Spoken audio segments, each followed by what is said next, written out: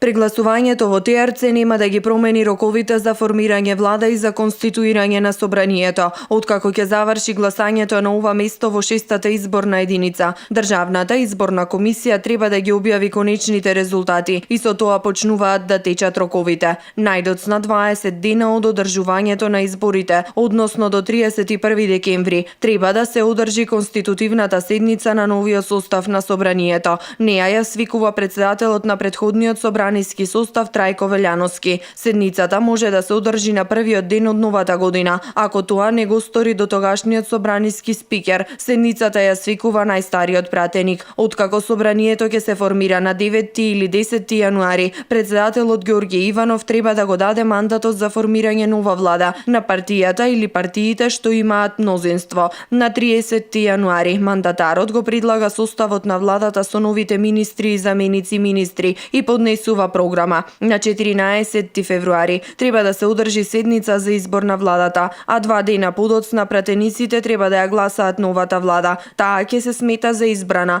ако за неа гласаат мнозинството од вкупниот број пратеници.